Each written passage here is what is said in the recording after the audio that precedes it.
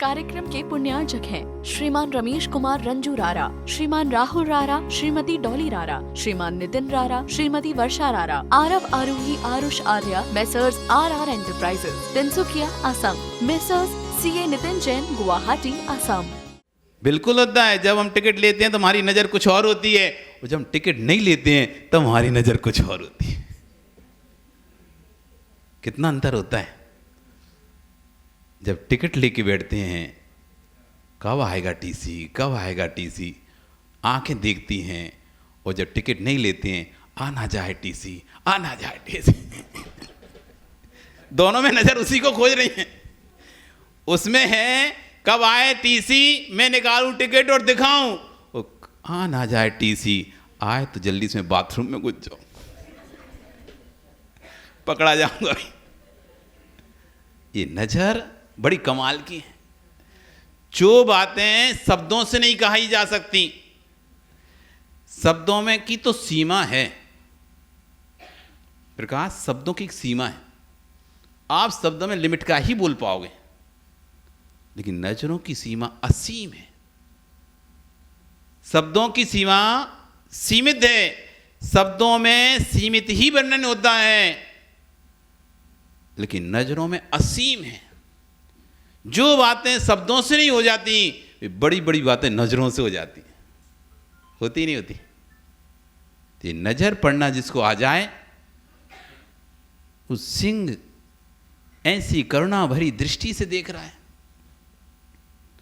हम तो लोभी की भी नज़र समझ में जाती है, मानी की नज़र भी समझ में जाती है, मायावी की भी आ जाती है, करुणा जिसके अंदर करुणा है उसकी नज़र भी समझ में आती है, जिसके अंदर क्रोध है उसकी भी समझ में आती है, जिसके अंदर छल कपट है सब समझ में आती है। इतने साल हो गए लोगों के पास, लोग आते हैं ना हमसे। अब देखो, जिसके पास ज़्यादा जिस चीज़ के लोग आते हैं, लोगों का संपर्क ज़्यादा है, क्या शुरू से ही एक ऐसा मतलब नियोग ही था हमारी कुंडली में कि संपर्क हमको लोगों से ही रहना है। तो व्यापारी मिला तो LIC का मिला था। यदि घर में रहते तो LIC व्यापार करते पक्का ही, क्यों एक बार जब सेट हो गया तो फिर क्यों छोड़ते।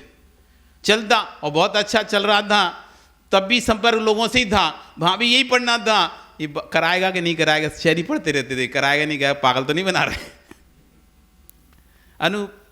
तो जब वहाँ रहे तब भी घूमना था और लोगों से मिलना था, और दीक्षा हो गई, मुनि बन गए, तब भी घूमना है और लोगों से मिलना है। तो मतलब किस्मत में कहते हैं ना, कुंडली में घूमने वाला व्यापार था,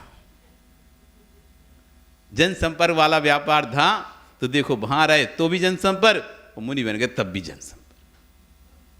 अच्छी तरह से, बहुत अच्छी तरह से हम चेहरा देख के बता सकते हैं व्यक्ति के अंदर के भाव क्या है। उस सिंह का जैसे उसने चेहरा देखा, समझ गया ये खाने के लिए नहीं, ये मदद के लिए अपनी दृष्टि उठा रहा है।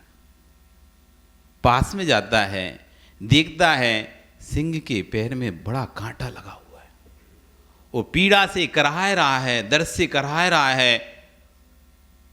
सिंह की आंखों से उससे स्पष्ट समझ में आता, सिंह दया करुणा की गुहार मांग रहा है, और वो उसके एहसान के लिए तैयार, मतलब तुम मेरे एहसान करो, मैं तुम्हारा सदैव ऋणी रहूँगा। इस तरह उसकी निगाहें उस बात को कह रही हैं, और उसका कांटा निकाल देता है। और जैसी कांटा उसका निकालता है, सिंह को तो ऐसी राहत मिलती है, ऐसी राहत मिलती है भैया, जैसी रात तुम 2 घंटे बैठ रहे हो, 3 घंटे बैठ रहे हो, और तुम्हें वॉशरूम जाने ना मिले, और अब जोर से लग रही है तुम्हें, और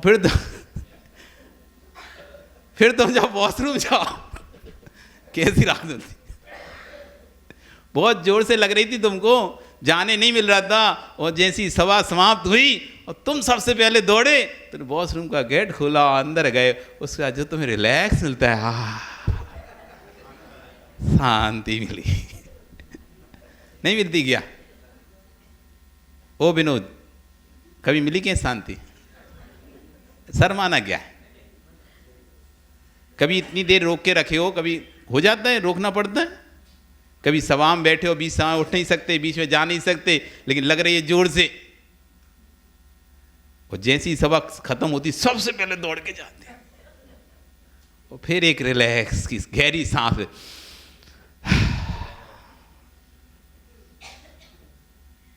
अब आया जान में जान। ऐसी उस सिर को गहरी रिलैक्स, जितनी देर से दर्द से पीड़ा से जो परेशान था, रिलैक्स। अब देखो कहानी के शेर हैं इसलिए बोल सकते हैं, है ना, तो कहानी के शेर हम बोल देते हैं, तो कहानी के शेर बोलते हैं। नहीं तो सोच शेर तो महाराज जी बोलते नहीं, आप कैसे फिर शेर बोला भी? कहानी का शेर सब कुछ करता है, बोल भी लेता है। आप समझ जाओ भावात्मक दृष्टि से, भावात्मक दृष्टि से बोलता है, लकड़हारे तूने मेरा पैर का कांटा निकाला, तू मेरा उपकारी है, और आज तू जो लकड़ी काटे मैं तेरे घर पर छोड़ के आऊंगा। उपकारी का उपकार, आचार्य कहते हैं जगत में सबसे बड़ा पापी वही है जो उपकारी के उपकार को भूल जाए। एक व्यक्ति ने जब आपको उपकार किया था, भले आपने उसने 1 रुपए का उपकार किया था, लेकिन वो 1 रुपए उस समय आपके लिए अभय दान था। आज आप बड़े आदमी हो गए हो और कहते हो क्या ही किया था, 1 रुपए तो दिया था, लेते रहा 1 के 10। भैया वे अब तुम 10 ही दे दो, पर जो 1 रुपए की कीमत थी, तुम्हारा जीवन मरण एक फोन पे टिका हुआ था, और एक फोन करने के लिए तुम्हें एक सिक्का की जरूरत थी। डायल वाले आते थे ना, सिक्का डालो बात करो। उस समय तुम ढूंढ रहे थे कहीं एक सिक्का मिल जाए, बस एक सिक्का मिल जाए, और एक व्यक्ति ने तुम्हें एक सिक्का दिया, एक सिक्के तुमने खबर पहुंचा दी, मैं इधर हूं जल्दी से मुझे बचा लो। वाह, घर वाले जल्दी आ गए, तुम्हें बचा लिया। अब तुम उस व्यक्ति का ही मिला, कह देखो याद है जब तुम मरण के समय पे थे, जीवन की आशा छूट रही, तुमने मैंने क्या दिया था, 1 रुपए तो दिया तुमने, लो तुम्हारा 1 का 100 ले लो तुम। नहीं भैया, वो 1 रुपए की जो कीमत थी, अब तुम 1000 भी दे दो, वो कीमत आप चुका नहीं सकते कभी। इसलिए भैया, भानु, अनूप, हिमांशु, माता पिता ने जो उपकार किया है तुम्हें जन्म देके, पूरे जीवन भर भी तुम उनकी सेवा करो, उनके चरण धो के पियो, तब भी तुम उनके उपकार को नहीं चुका पाओगे। वो चाहते गर्भ में मार सकते थे। मेरी स्थिति नहीं है पालने की बच्चे को, मैं नहीं पाल पाऊंगा। चाहते तो पिता माता गर्भपात कराकर तुमको गर्भ में मार सकती थी, लेकिन उसने पृथ्वी पर तुम्हें जन्म दिया है। इस उपकार को मत भूलो। जितने भी बेटे हैं और आज जिनके पिता जीवित हैं, देखो जिनके चले गए वे तो अब याद ही कर पाएंगे, लेकिन जिनके जीवित हैं अपने पिता का मां का इतना सम्मान रखना, इतना सम्मान रखना, गलती हो भी जाए तो तुम झुक जाना, उनको मत झुकाना। गलती उनकी भी हो, वो ही चिल्लाए हो, तुमने कभी कोई गलती नहीं की, बिना गलती के चिल्लाए हो, तब भी उनको मत झुकाना, तुम ही माफी मांग लेना। एक माँ ने रात भर, आज चर्चा चल रही थी, हाँ अपनी तो चर्चा चल रही थी, क्लास हमारी क्लास में बहुत चलती है अंदर ही अंदर वाली, एक 4 साढ़े 4 बजे क्लास होती है। पता कौन सी क्लास होती है? दुनिया भर के प्रश्न ढूंढ के लाते हैं ऐसे कठिन कठिन, और बंदूक जैसे AK-40 जैसे खट खट खट खट, एक बंद होता है, दूसरा बंद होता है, तीसरा बंद होता है, चौथा 5वां, खट खट प्रश्न ऐसे बंदूक जैसे चलाते रहते हैं हमारे ऊपर। इसका भी उत्तर दो महाराज, इसका भी उत्तर दो, इसका भी उत्तर दो, इसका भी उत्तर दो। तो एक पूछ रहा था, तो उसमें हम दे रहे थे कि जितना राग माता पिता को बेटे से होता है, उतना राग बेटे को माता पिता से नहीं होता। जितना राग बेटे को पिता को बेटे से होता है, उतना बेटे को माता पिता से नहीं होता। क्यों? कि पिता को माँ को तो राग इसलिए कि उन्होंने रात भर जग कर, जब वो रो रहा था पूरी रात नहीं सोकर भी उसे गोदी में ले लेकर घूमते रहे, उसकी दवाई की, उसको तबीयत खराब होने पर जगह जगह घूमे, पर वो ज्ञान बेटे को तो है ही नहीं है। 24 घंटे उस बेटे को कांधे पे लगे लगे घूमते रहे हैं, तो राग सबसे ज्यादा किसको हो रहा है? और बेटा तो क्या हुआ,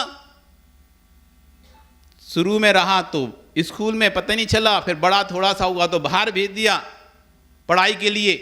तुम्हारे पास रहा कहाँ है? जो तुमसे राग हो उसको, थोड़ा बहुत बड़ा होता है तो कोई लड़की उसको मिल जाती है, उससे उसको राग हो जाता है, उससे बातें उसी चीजें करना है, बात करना है, दिन रात उसी से बात करना है। तुमसे राग है कहाँ उसे? तुम भले राग लखे रहो उससे, मेरा बेटा मेरा बेटा मेरा बेटा, पर बेटा तो मान ही नहीं रहा तुम्हें, वो तो तुम्हें शत्रुवत समझ रहा है। कारण यही है कि उसको पता ही नहीं है कि मेरे पिता ने, मेरी माँ ने क्या मेरे लिए किया है। आचार्यों ने सबसे ऊपर रखा है,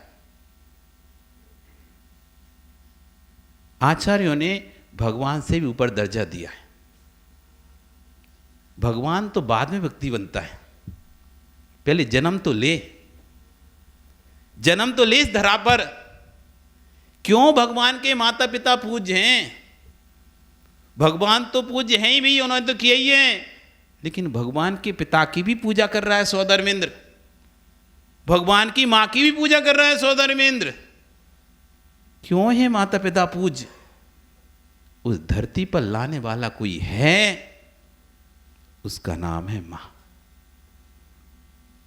जन्म देने वाला कोई है, धरती पर लाने वाला कोई है, ये मां बाप है।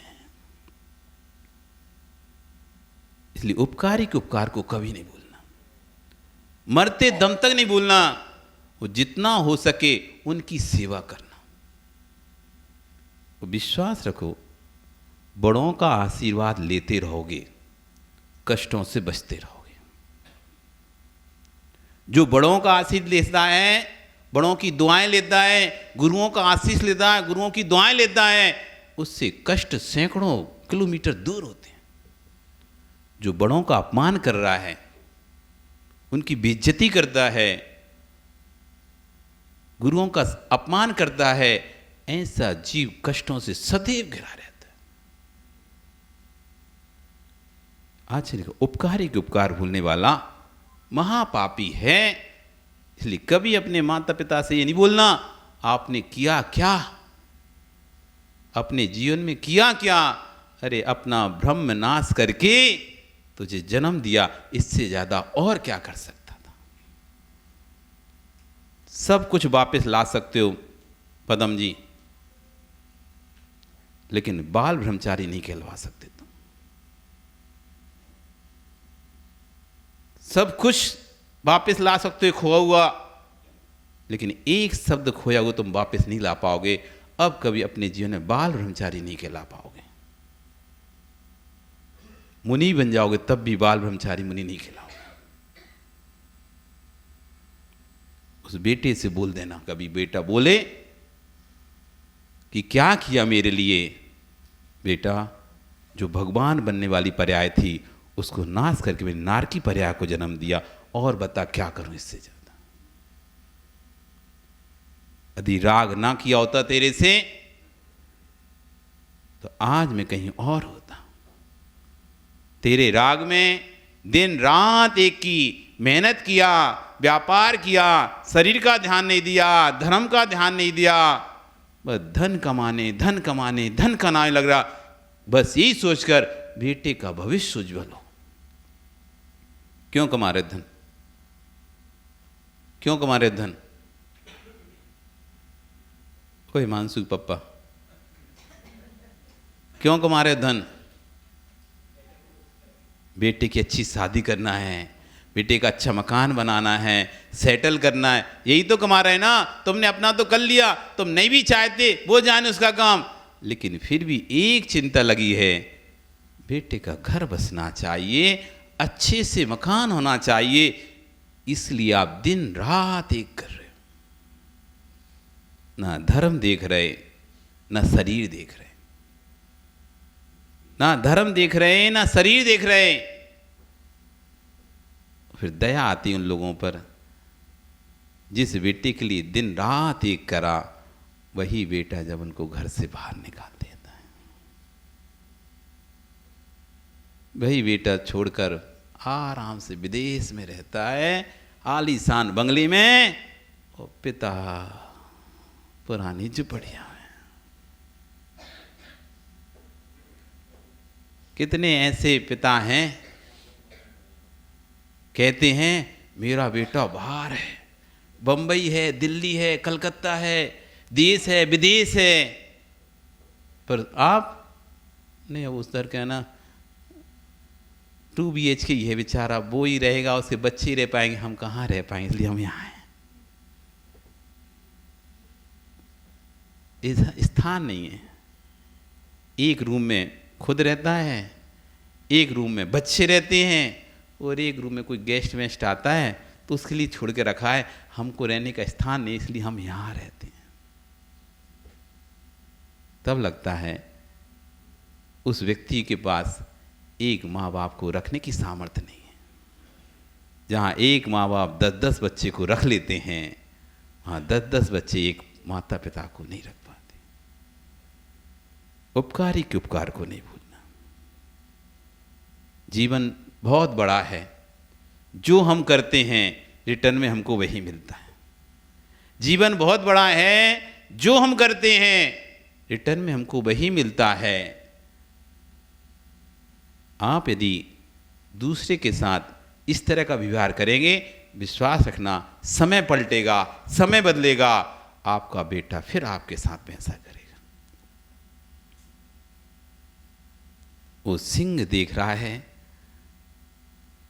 कि इसने मेरा उपकार किया, मेरे पीठ पे गट्ठा रखो तुम। वो गट्ठा बनाता है, पीठ पर रख। सिंह कहता और बना लो थोड़ा सा। अब मनुष्य तो अपनी सामर्थ्य के अनुसार से गट्ठा, अब सिंह की सामर्थ्य, सिंह की और सिंह की सामर्थ्य से गट्ठा तैयार करता है वो, और बड़ा। अभी तो एक ले जाता, अब दूना कर लिया उसने। अब शेर जो ले जा रहा है तो ठीक है, अपने को क्या जा रहा है, अपनों को सिर पे ले जाना होता तो कम, और दूसरे को ले जाना तो ज़्यादा रख दो। तो ले गया, शेर छोड़ के आ गया, उसको अच्छा लगा। अगले दिन फिर जब वो गट्ठा लेके आया तो शेर ने स्वतः सामान से कह दिया ठीक है आज भी मैं ले छोड़ दूंगा। तो दूसरे दिन उसने फिर से गट्ठा बनाया, फिर से छोड़ दिया। अब तो 30 दिन तो इंतजार करता है शेर कहाँ देखे, एक गट्ठा बड़ा सा बना कर तैयार कर लिया है, उसकी पीठ रहूंगा। शेर देखा ये गट्ठा घर तक छोड़ना है। अब वो डेली का रूटीन हो गया। होता है भैया, कभी किसी को आप लिफ्ट दे दिए एक दिन के लिए, तो एक दिन लिफ्ट दे दिया, दूसरे दिन फिर ले, अब 3 दिन से उसको हक लग गया कि ये मेरी व्यक्ति आप इसी से बैठूंगा इसी पे। अब उसने हक बना लिया तुम्हारा, अब दे मुझे लिफ्ट, लेके चल मुझे। तो ऐसे करके अब रोज रोज का कार्य हो गया। एक दिन वो जब जंगल में आया, लकड़हारा उदास था। शेर पूछता है क्या बात है, बेटी की शादी करनी है लेकिन मेरे पास पैसा नहीं। सिंह कहता है कोई बात नहीं, मेरे साथ चलो। अपनी गुफा में लेके जाता है। वहाँ बहुत सारे सोने के जवाहरात पड़े हुए थे, लोगों को खाया हुआ था तो पड़ा हुआ था, ये ले जाओ सारे जवाहरात, तो अपनी बेटी की शादी करो अच्छे से। और किसान वो लकड़ा बड़ा खुश होता है और लेके चला जाता है, और अच्छे से बड़े ठाट भाट से सब तैयारियां शुरू करता है, और सिंह के पास भी निमंत्रण देता है अपनी बेटी में की शादी में आने के लिए। सिंह भी कहता है ठीक है बिल्कुल आऊँगा, जरूर आऊँगा, क्यों नहीं आऊँगा, तू तो मेरा उपकारी है। और कितना घनिष्ठ हो गया, मित्र हो गए, तो अब रोज आना जाना लगा ही रहता है। ठीक है आऊँगा, जरूर आऊँगा। तैयारी हो गई, शादी प्रारंभ होने वाली थी, सभी मेहमान एकत्रित हो गए। तभी सिंह की एंट्री धमाकेदार। पर क्या करें, आपका समय हो गया। इस कार्यक्रम के पुण्यार्चक थे श्रीमान रमेश कुमार रंजू रारा, श्रीमान राहुल रारा, श्रीमती डॉली रारा, श्रीमान नितिन रारा, Shrimati Varsha Rara, Aarav Aarohi Aarush Arya, messrs RR enterprises, Tinsukia, Assam, messrs CA Nitin Jain, Guwahati, Assam.